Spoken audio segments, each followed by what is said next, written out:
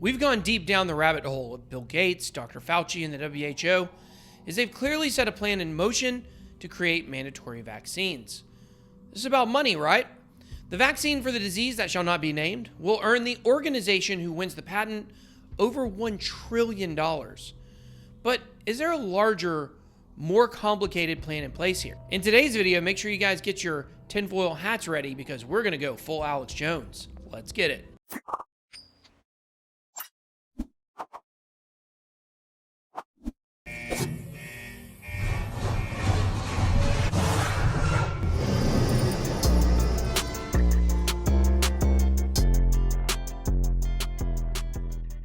Hello and welcome to BitBoyCrypto, your one-stop shop for all things related to Bitcoin and cryptocurrency and maybe conspiracies.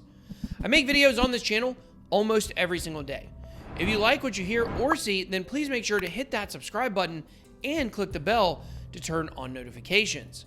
If you'd like to take the conversation even further, then please make sure to join my Telegram groups, the Bit Squad for regular crypto chat or Bit Squad traders to discuss trading strategies.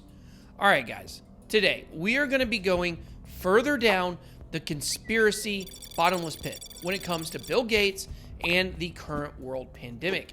Exactly what is going on here and what is in play. You guys seem to like these videos, so if you want me to do more conspiracy content like this on this channel, please make sure to let me know by liking the video and commenting. While these videos have had little to do with Bitcoin or cryptocurrency specifically, they do speak to the centralized nature of the world that we live in. This is exactly what cryptocurrency and decentralization were created to fight. This is part 3 of my series, The $1 Trillion Gamble. If you missed the first 2 parts, make sure to click the link above in order to check them out. In the first video, we discussed the odd nature of the work being done by the Bill and Melinda Gates Foundation, specifically surrounding vaccines. In part 2, we showed how Bill Gates, Dr. Anthony Fauci, and the WHO are all working together to push a mandatory vaccine that could be worth over $1 trillion. Today, we are going to get deep into the weeds. If you like conspiracies, then you are going to want to definitely watch this video until the end to get the full grasp of exactly what could be in play here, and it's big. After doing a lot of research on the first 2 videos, I'm pretty convinced that the main goal of Bill Gates is basically to spite the United States. You see, the US government implicated Microsoft in an antitrust lawsuit, which eventually led to Bill Gates stepping down from the company he created. This was a devastating blow and was very embarrassing for Bill Gates. Making $1 trillion from a nonprofit would certainly be the perfect way to get back at the government. Because of that regulation that nonprofits lack, $1 trillion would be untouchable by the United States government. Now, keep in mind, $1 trillion is about 5 to 10% of our yearly GDP in America, so we're talking huge numbers that the government would definitely miss in their pocketbooks. But what if the conspiracy was much deeper than that? What if it was much more than just about money for vaccines?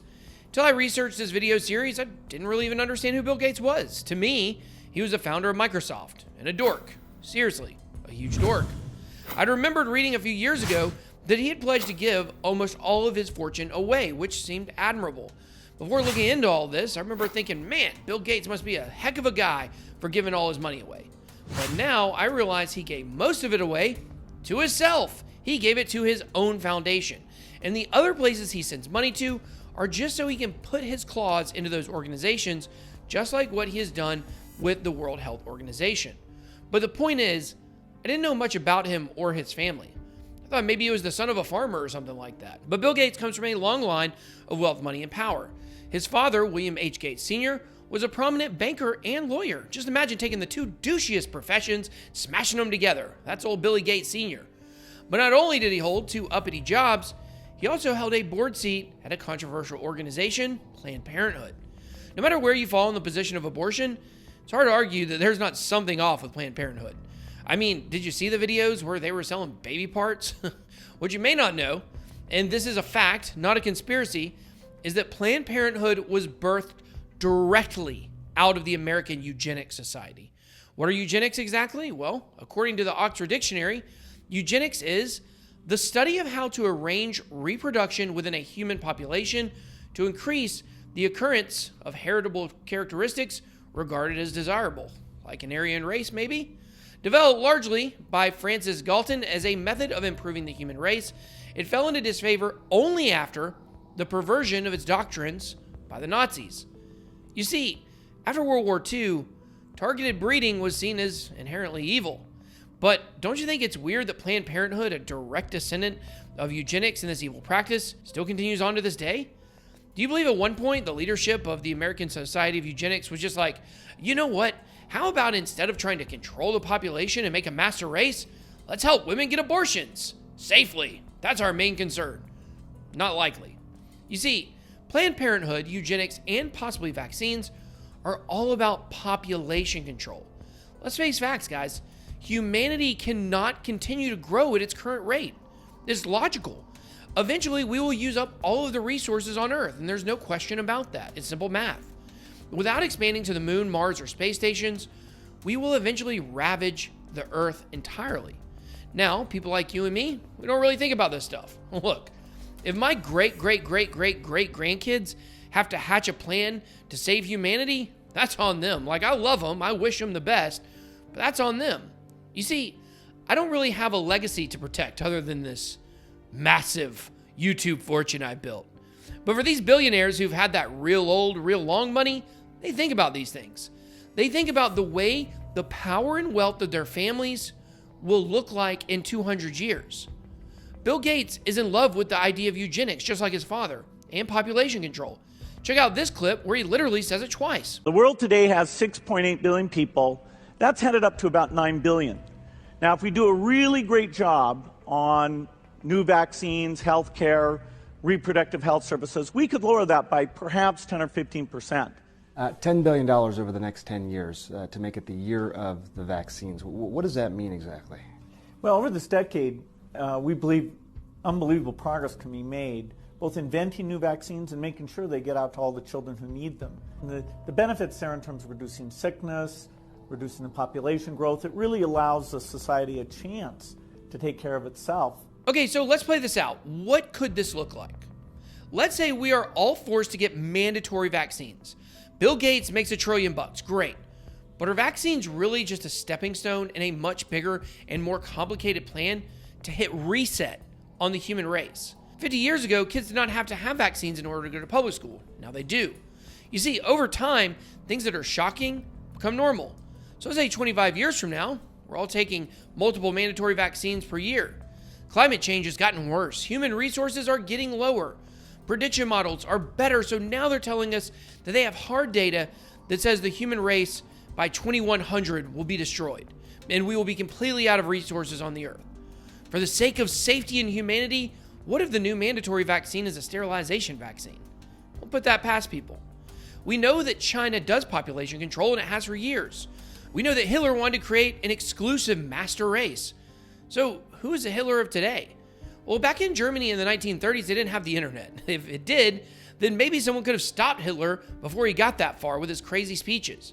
Maybe someone could have talked some sense into the German people and leadership so they would not have enabled Hitler to set out to destroy an entire race. The point is that if there are people with power who still believe in population control and eugenics, how would they enact their plans to control the population?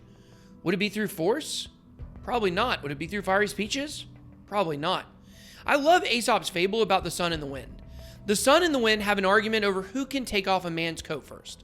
The wind blows and blows with all its force, but the harder it blows, the tighter the man clutches his jacket. Then it's the sun's turn. It shines bright and the man willingly takes off his coat. The question is, are we allowing powerful people to make us take off our coats with their smiles and promises for a brighter tomorrow?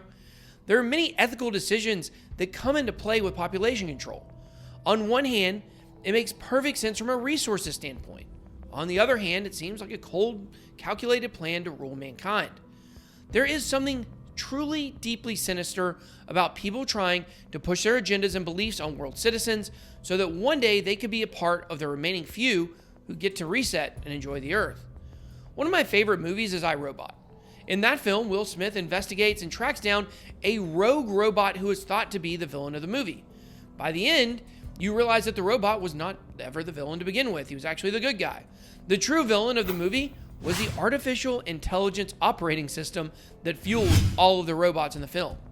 But the true twist is when you come to find out that the evil operating system was actually trying to save humanity in the long run by enacting martial law, because mankind was going to destroy the earth and destroy themselves in the process. The AI looked into man's future and basically decided to save man from himself. These types of moral dilemmas could be playing out right before our very eyes. Bill Gates, at this very moment, is trying to play God. Not only are people allowing this, but media companies are enabling him by allowing him to go on the news and direct the WHO like an evil conductor. Scary times. The road to hell is paved with good intentions. Maybe it's time we get off the beaten track. But now it's your turn. What do you think about all this? Do you think there is much more going on than what we are simply being fed? I'm starting to wonder just how much is really going on behind the scenes. I know some of you guys are clapping. You love that. It kind of makes you feel, though, like you're a marionette puppet. Maybe we can work together, cut the strings. Maybe Bitcoin can be the scissors. I hope you enjoyed this video. If you did, please smash the like button and hit subscribe to become a member of the fastest growing community in crypto, the Bit Squad. Thanks for watching. Have a blessed day. BitBoy out.